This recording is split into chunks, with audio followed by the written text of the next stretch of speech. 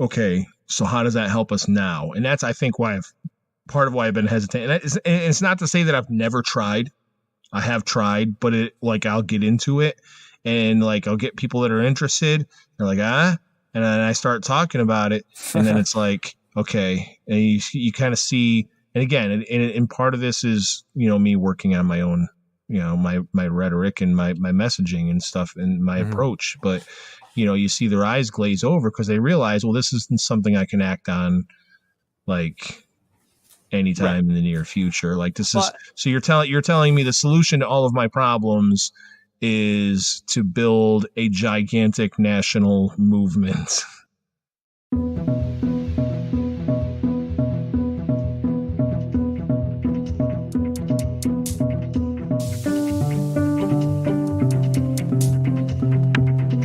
Welcome to Activist MMT, a podcast about nonviolent MMT direct activism, introducing modern monetary theory to the world and conversations about learning MMT together. I'm your host, Jeff Epstein.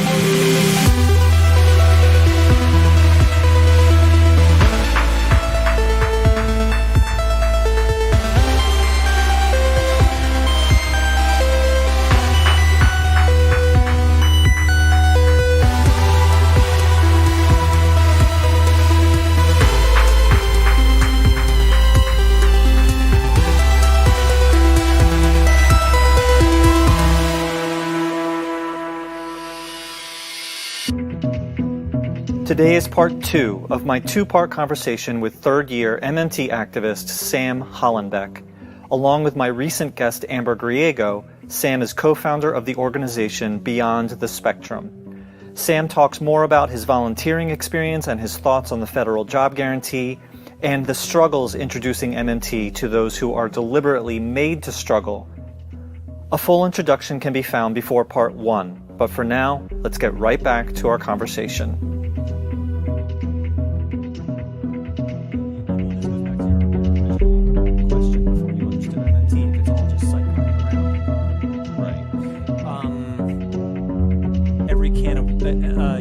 You learn MMT and it's a can of worms, and you spend all your time, focusing on each of those worms and spending a couple months on each of those worms. And then you realize that each of those worms is just another can of worms. It's fractal. Yeah. It never ends. It never ends. Ever. Right. So it's like, when do you, it's like, I don't understand. It's a struggle. It's a struggle to know what a stopping point is. When you know enough to get by. I had just read the Mosler and Forstatter's The Natural Rate of Interest is Zero, which is an amazing paper. If you haven't read it, amazing paper. I haven't read that yet. In fact, I would say now that I read it, I'm so disappointed that I didn't read this as one of the very first things that I had ever read when I started learning this stuff. Yeah, seriously recommend it. And actually, Matt says that he said that he wrote it deliberately, or maybe he always writes deliberately on a more layperson kind of, way, like less academic way. So it's more friendly for people who don't know. And that's we need a lot more of that. Right. Yeah. And so anyway, it's tough. It is tough to actually put these concepts with the real world effects in the way that things actually work. Especially because we're not talking about a lot of these things that, we're not talking about. This stuff isn't in the news. I mean, they may talk about raising or lowering Fed interest rates, but it's only in the context of it's some article that's kind of putting a thumb in Donald Trump's eye. He thinks the Fed is out to get him, that they're trying to neuter his successful economy by playing with the interest rates. And and it's and of course they all have it so backwards. When the interest rates are higher, everybody thinks that means, oh, okay, everybody's going to stop borrowing money. But the price of money, as they say, or the interest rates is matters almost not at all when deciding when people or businesses or institutions of any kind are deciding whether or not to borrow more money, it's like it's all based on their own demand. So really all raising the interest rates does, as you were pointing out, is just increase the cash flow going to these the bondholders, the people who can afford to hold lots and lots of bonds. I remember the first time I ever heard, the sale of U.S. bonds being called corporate welfare. And it took me a long time to understand that it's like, oh yeah, it's free money. Literally, if you have enough money, you can just buy a bunch of these bonds and just sit there and collect the interest on it. So it's like, right. And so speaking of the MMT podcast, one of the episodes that was really, really enlightening to me on this was 43, the Sam Levy episode. On Dodgers money. Yeah. We can, just by the number, we can say exactly what it was. You know it that well. I had my phone out because I had to find it first. But that's okay. Okay. It's funny though. It's like, because you say, well, like, oh, okay, you pointed out that I actually had like a little bit of time on you as far as like when we started asking these kind of questions and looking for the answers. I had to say though time wise, I mean chronologically, the beginning of my journey may have been before yours. So you've obviously put much, much more time into your journey than I have. I mean, I've done a lot of the MMT that I learned while I was doing other things. Like when I worked for Real Progressives, I mean, I got involved in a lot of other stuff. I mean, it was like I got involved in like media stuff, social media stuff, like project management stuff, leading people, recruiting people, training people, a lot of like the back room, like, the stuff that behind the scenes, playing with the spreadsheets and stuff like that. So, I mean, that's where I spent a lot of my time. And actually the amount of time that I was spending learning, actually listening to these lectures and learning actually went down for a little while, and then when I made the decision to move on from Real Progressives, it wasn't an easy decision, but one of the things that was calling to me at that time was that I knew almost nothing about local level stuff at all. I didn't know anything about the politics in my own area. I didn't know how local politics even really functioned. I was completely unaware. So I knew that I had to get involved on a local level. So basically I spent a little over a year volunteering for local groups. Well, the one I volunteered for the most was called Truth Farm, and they were for people who suffer from substance use disorders and their families, and to help people kind of navigate this very delicate, very difficult time in new, more enlightened ways that doesn't involve some of the old school like shaming techniques and tough love and things that have been really shown to be much deadlier to people who are addicted to drugs. And it's like it's a whole new way of to me, it was a whole new way, and to most people still, it's a whole new way of looking at these problems, of the solutions. So, we're talking things like giving people more access to treatment and recovery programs, and basically making it easier for them to find the path to recovery instead of what we usually do, which is taking a criminal justice approach to. Right. And, so one of the things that, that I had tried to do while I was learning about these local issues and one of the things is always funding. So they had to spend a lot of time doing these like, fundraising and things. And the whole time I'm sitting here and I'm learning, and I'm doing all this because like I want to help in a way that I can actually help real people, hands-on, direct aid, and I needed to see how these things worked, and I needed to get in touch with, my local issues and my local community. And the thing that was screaming to me the whole time was like, my God, if we had a federal job guarantee in place, like think of how just that alone, how much of this problem with epidemic levels of substance use and overdoses and these, or as Bernie Sanders would say, these diseases of despair, that drug use and overdose and suicide, and like how much of this would go away, how many less people would be using substances, or would be driven to that point, and how many less people would view participating in the supply side of the drug trade market. If they had, who would do that if they had access to a living wage job? Wow, that's actually much broader than I expected. Like the first thing that came to mind when you started telling the story was it's wonderful that you're doing this. It's wonderful that this organization is doing this. It is disgusting that you have to do this. Exactly. And it's so much. And it's like playing whack-a-mole. It's like just treating the symptom.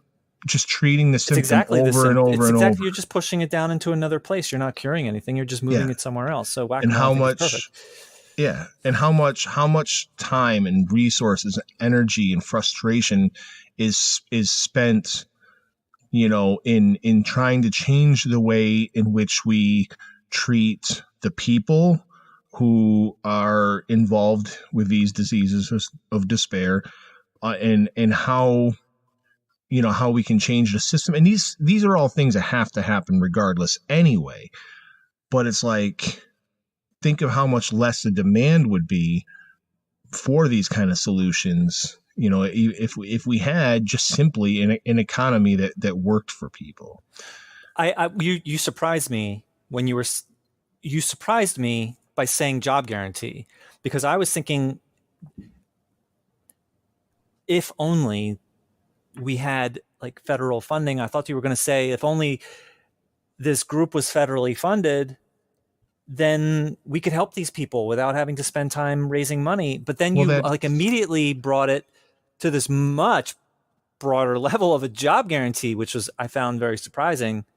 That's like, let's just get right to the heart of the matter here, because a job guarantee, number one, would stop the supply, which I mean, that's just it would. Well, but hold on. So like it would cut off the supply because people wouldn't need to find money illegally in such a way that would hurt not just illegal, but hurt others. And so people wouldn't have to consider purchasing these things. They wouldn't be pushed to desperation such that they would even consider having to purchase these things. But then again, on the supplier side, the supplier wouldn't be driven to desperation to have to consider selling these things. And the support organization would have people to work there, and they wouldn't have to worry about funding. They would be funded. That's the other half of it. Is like one of my favorite talks, and it's a Fidel Kaboub clip from a couple years ago, and it was with Real Progressives, and he was saying, that these well-established local nonprofits can be the administrators basically for this program. So I mean, I always say the drug market, this for illegal drugs, it's the same as any other market. You can't just, I had a post the other day on Facebook where I said, conservatives will tell you that you can't just ban guns. Why? Because no matter what, if you want a gun, you're going to get a gun, right? There's 300 and some odd million guns in this country. You're going to get a gun if you want a gun bad enough. Okay. But they fail to understand how that same logic will apply to the drug market. So it's like, it doesn't matter if you make all drugs illegal. It doesn't matter if you have these minimum or these mandatory sentences. No matter what, you can't use prohibition Yeah, to eliminate a market. and actually, I would like to guess what you're about to say. You don't need to ban guns. Give people what they need so they're not driven to guns. So they're not, yeah, they don't feel make they have guns a less reason to use it. make guns less appealing by not doing anything regarding guns. Give people what they need overall so that guns simply become less attractive. If So that everybody drugs become had, less attractive. So that selling drugs becomes less attractive. Using drugs becomes less attractive. yeah, And actually, so if this organization, this helping organization that you were volunteering for, if they got federally funded, then that would mean that I think it's almost by definition that if they got federal funding, they would need less funding because they would not be needed as much. exactly. Well, that's definitely a big part of it. I mean, you figure, so as Fidel was saying, like these local nonprofits are, they are the ones who they're on the front lines, so to speak, in the war on poverty, in the war on these diseases of despair. And, they're the most in touch with the community. They know what the community needs. Okay. So if these groups have positions, these entry level positions that they design basically, and they have so that they can just plug people into as the program gives them new hires. If I went to the executive director of Truth Farm and I said, Alexis, the government's willing to pay for you to hire X amount of full-time employees or up to this many, like, do you think you could create positions? Absolutely. She's already got massive lists of things that need to get done, that it's like, that yes, I mean, there's services to the community.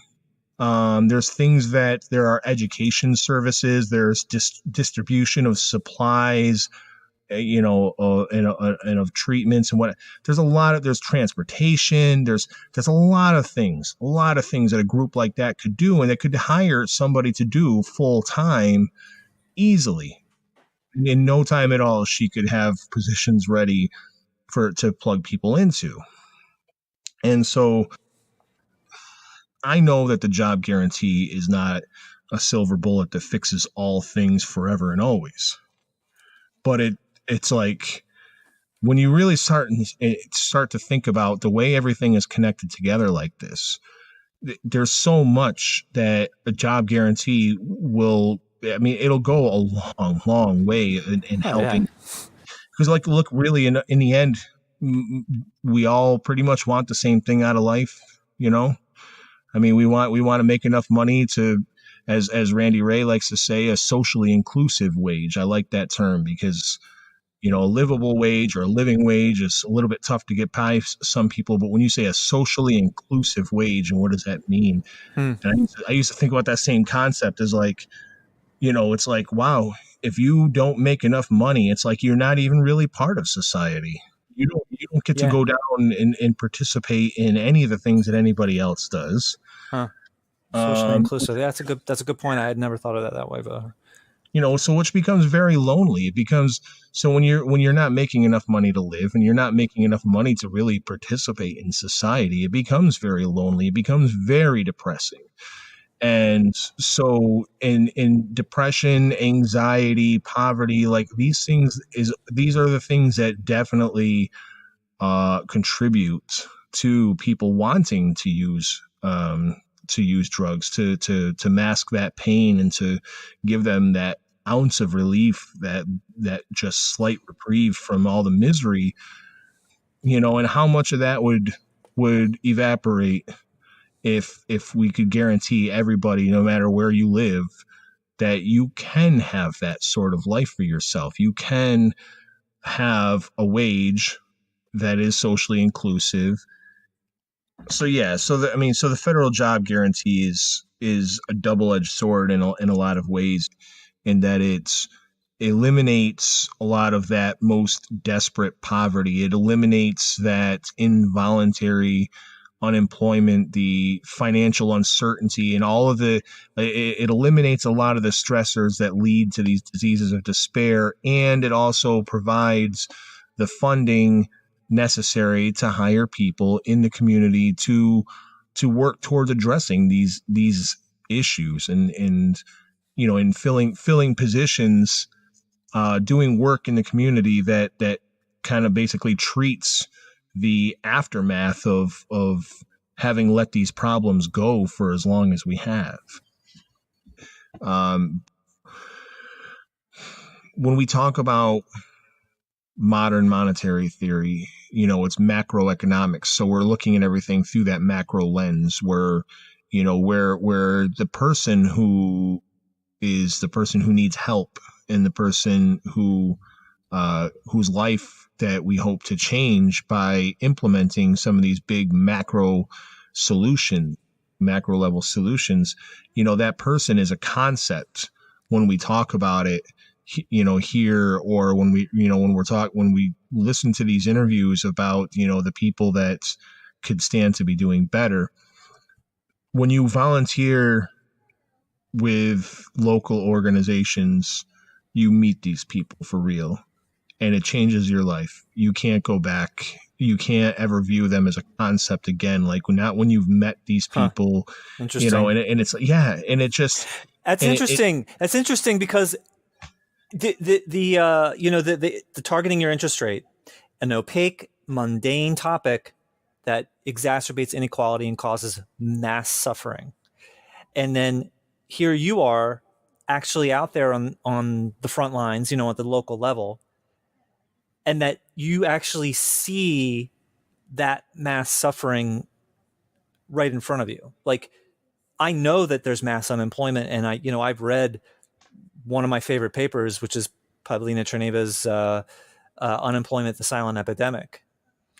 And, I know how devastating unemployment is, but it's one thing to understand how devastating it is, but it's another thing to actually be out there in a drug supporting group. I mean, a rehab group, to actually see an individual actually suffering as a result of these, academic things. Yeah. Truth Farm will host these events where people can come and they can speak about their own experiences. And, and it helps basically educate the community on, like, look, I was the person that you would have called a quote unquote a junkie, or a quote unquote a druggie, or this, this irredeemable. And they're like, this is everything that I was going through. These are all the ways I thought that I was above it all. And these are the ways that it got to me. And this, and you hear about these stories about how the negativity and the bad situations in their life compounded faster than they could even realize. And that, what started as a slight, a slight little bit of relief from the pain and the suffering that they were feeling before they even realized it, evolves into this, dependency and this addiction. And it's like, and then they tell the story of their recovery and everything that they've been through. When you see these people and how real this pain is, and you hear one person's story, and it's enough to bring you to tears, and you can't forget the things that you learn.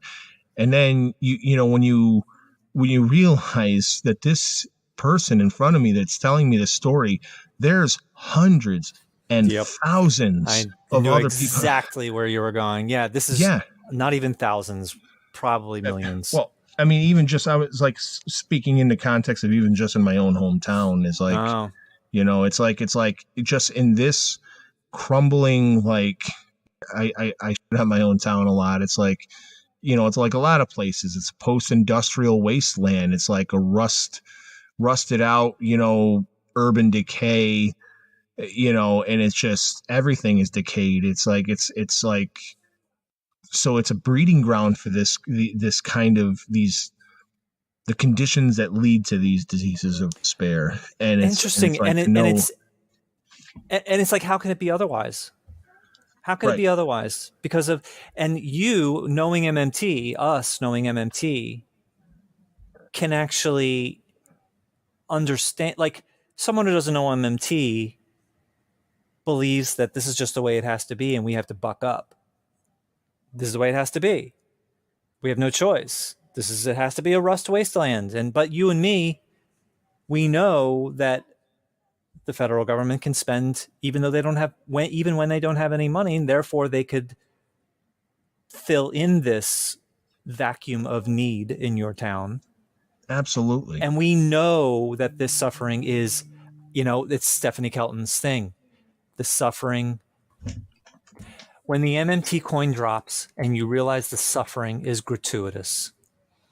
And it's sort of Stephanie Kelton was responding in January of last year, 2019, to someone saying, Flint's water is poisoned and that's awful. And yet today that I realized that they could have just created the money and solved this problem years ago. So it's like, so people that don't understand that it could be solved by the federal level, they're like, this stinks, but it has to be. So let's just deal with it and move on. And yet you and I know it doesn't have to be this way. The suffering is gratuitous. Absolutely. It's a choice. It's so painful, and it's so painful to watch people like Alexis, who she started this organization back in, I believe, 2016. She lost her own son to an overdose, and it took her some time to sort that out. And one of the things that came out of it was this organization. Because she wanted to make sure that, her vision is so that nobody else has to feel that same pain, of course.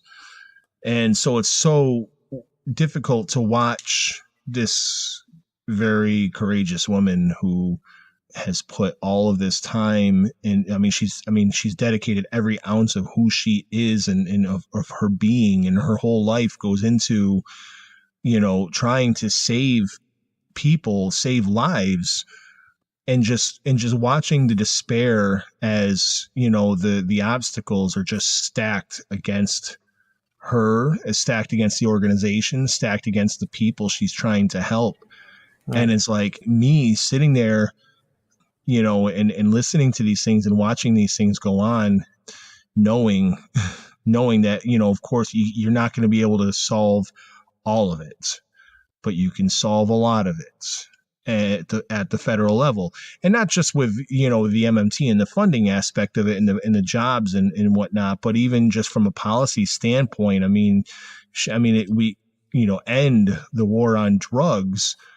That's another big part of it too, is because it's easy to see, even just studying alcohol prohibition, that, prohibition causes way more problems than it solves. Prohibition doesn't solve anything. It actually makes things more dangerous. Right. And ending the war on drugs would make it much more difficult to say that our unemployment is, at its lowest levels and whatever, right? Because then all of a sudden, all these largely black people, black and brown, would suddenly not be in jail anymore because they're, the war on drugs is significantly racist. And so therefore all these people would suddenly not be in jail anymore. All these colored people would not be in jail anymore. And now they would be looking for jobs. It would put more pressure on the job market. It would more expose the sham of our unemployment statistics. Well, yeah, you figure when we talk about even before the pandemic hit, and, we had, Trump's quote unquote record low unemployment numbers. Like, now we know those numbers are we know those numbers are baloney, because, they don't, it's all the people that they don't count. And the people that, are the type of people that Truth Farm is trying to help as well, that people that have maybe been out of the workforce for a long time. So if we're not spending all of these resources going after to try to, incarcerate these people, and if folks have this more accessible pathway to recovery, and part of that recovery is, eventually they are going to start looking for paid work again. you might, some people might be able to make the case that somebody who's been involved with criminal justice and substance use for a long time, maybe somebody who's less employable, based on, market standards, whether when they say what, how do I want to word this? Well, Like I think like less employable within this disgusting for-profit system that we have. exactly. And it's, whereas where if we had the federal job guarantee, so these people that are going through this recovery process, they will have somewhere to go no Of matter course, they what. can clean parks, they can paint the sides of buildings. I mean, there's not, having been a drug addict or even a horrible, genuinely horrible criminal doesn't stop the fact that you could pick up a piece of dirt in a park. There is something for you to do. There's some, yes, there's the whole point of, like, a lot of the presentations that I've seen on what jobs exist in a federal job guarantee. It's a lot of, they're transition jobs. So, they're, like Fidel was talking, there's kind of different tiers of the types of jobs that can be had. But the whole idea is to have this entry level work that it doesn't matter what your past was. It doesn't matter if you may not have. So if you've been somebody, even if you weren't involved with substance use or criminal justice consequences at all, if you were somebody just who hasn't been employed for a very long time for one reason or another, you're considered less employable by today's standards. But if we had this federal job guarantee that was geared towards entry level work, that anybody can, as they call it, shovel ready work, it's like anybody can jump in and learn how to do this job. And talking about, on the job training, it's like, so no matter, Fidel likes to say, like, meeting people where they are, right? And as Pavlina likes, where they are as they are. Yes, thank you. And so there's so many ways this one policy can just change our world for the better, that it's like, so when people ask me, what do you feel? It's like, if you could just pass one policy out of all of everything in Bernie's agenda or whatever.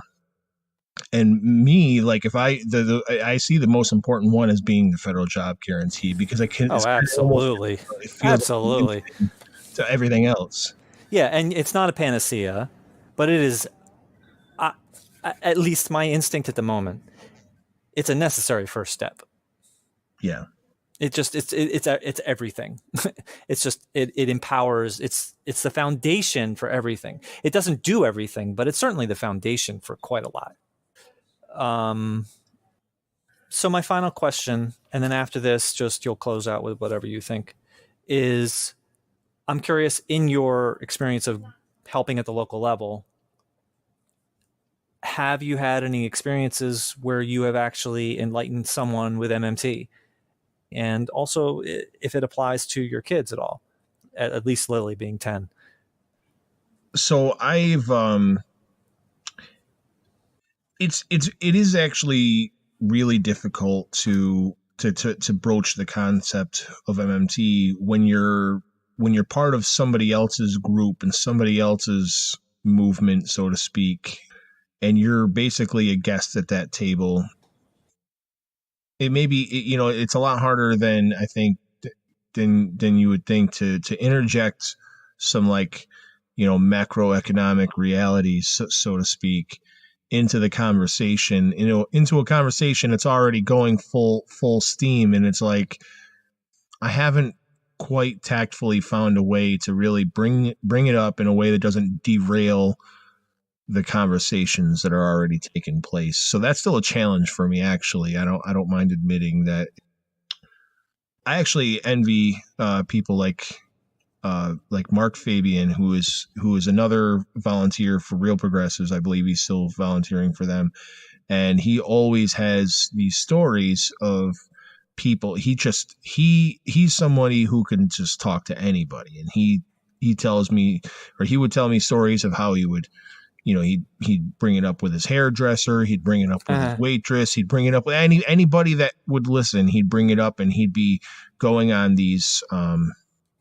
You know, I also hesitate to talk to anybody who's like important, so to speak, on a local level about this stuff because, well, maybe I'm not really the best one to have that conversation.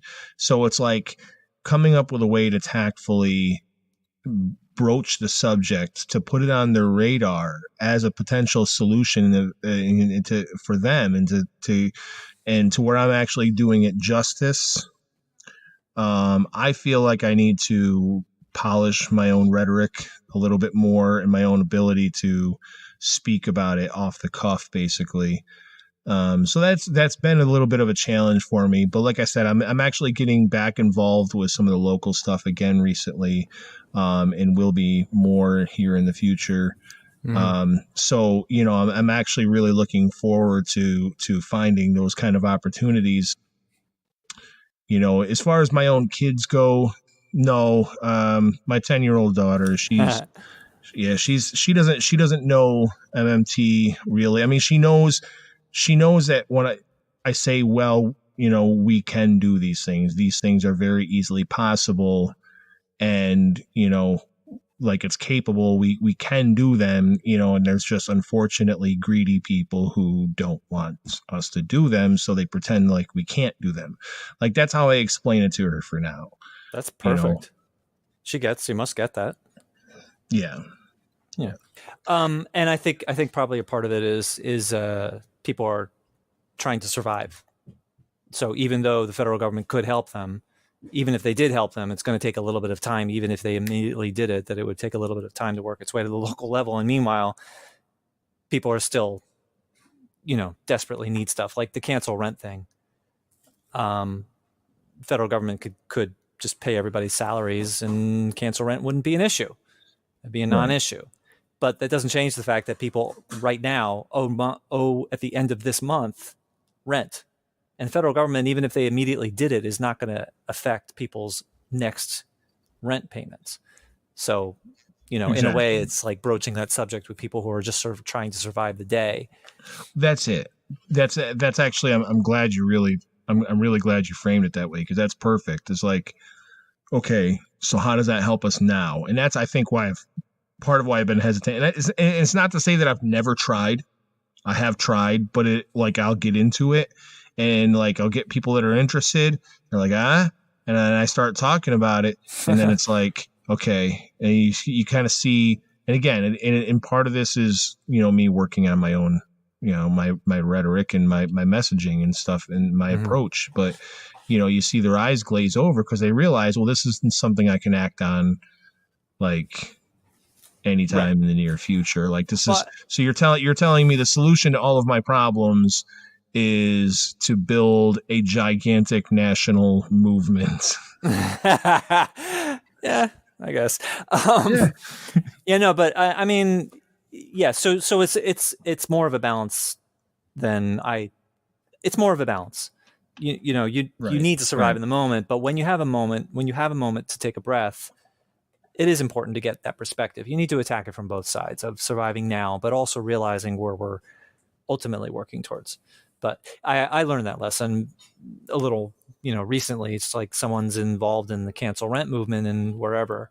And I referred them to, I had just been studying, like Sam Levy wrote a really good post about paper problems versus real problems, where it was all about, dealing with coronavirus, where they could pay rent because people need to pay their rent, and therefore the federal government could pay it. They could pay it because it needs to be paid. Like that's how it works. That's why it wouldn't cause inflation. And so I mentioned that I shared this article with this person, and they said exactly that. They said, that's great, but we're out here trying to survive today. Our rents are due at the end of this month. We need it now. And yes, that's important, but this is not the time to be talking about this. We're in the middle of our action. So right, exactly. Yeah, so that's why and it's so it's hard. I actually did have I remember there was one moment where I was sitting with people and I did have a chance to bring it up. But it was specifically a recreational event. Like, it was a bunch of us volunteers and activists, but we were specifically like, it was like a, doing like a little bonfire drinking kind of thing. And it was like, okay, not really the best. It's like nobody really wants to talk about this stuff right now. But of course, me, like, I got off on it. I was like, because I love talking about it, I mean, I could talk about this stuff all night. Mm-hmm. And I was like, but here's the thing, and I'm like, and it's like, and then somebody finally says, oh my God, is he talking about politics? And then like the subject quickly changed, and I was like, oh, and the moment's gone. So it's like, it's tough. It's tough to get it, like to get it in there. And like, I don't pretend to be an expert on how to talk to people. I have some principles that I follow. I treat everybody like they're a human being, even if they come across as a quote unquote troll, when talking about this economic stuff. I mean, I try to meet people where they're at, and, treat every conversation as though I were speaking to a real live person, because I am. And, and it's, so I have, these principles that I follow, but I don't have it mastered yet on how to. There's people out there that I need to learn more from, that are way better than me at being able to just pick up and talk to strangers about, or even acquaintances, but to just be able to broach these kinds of heavy subjects in a way that's going to be effective, and give somebody something, to give them that bit of hope that they can act on, to where that they know that there is a solution out there. There is a light at the end of the tunnel, and it's a lot easier than any of our politicians or media have ever led us to believe. That's a great place to end. Unless there's anything else that you wanted to say, that's like the perfect way to close it out. So thank you for all the time that you gave, and this lesson of, pursuing more aggressively academically versus just going out and doing things, that perhaps like you're more of a balanced kind of a thing, and that's, I think, is valuable, and it's valuable for the academic side of it too. Like, as I said, providing a context and whatever. So. No, I think that pretty much covered everything I wanted to talk about, and I really appreciate you having me on. Cool. Great. All right. Well, thanks so much, Sam, and I will see you back in the private chat rooms, and I'll see you back on Facebook. All right. Bye. Bye.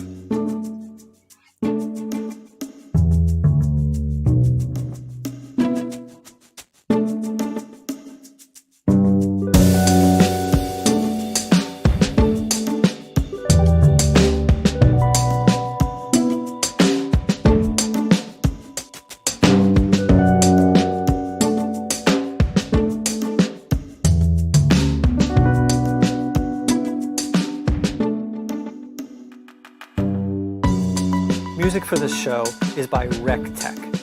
You can find RecTech on SoundCloud and Spotify at WRECK_TECH.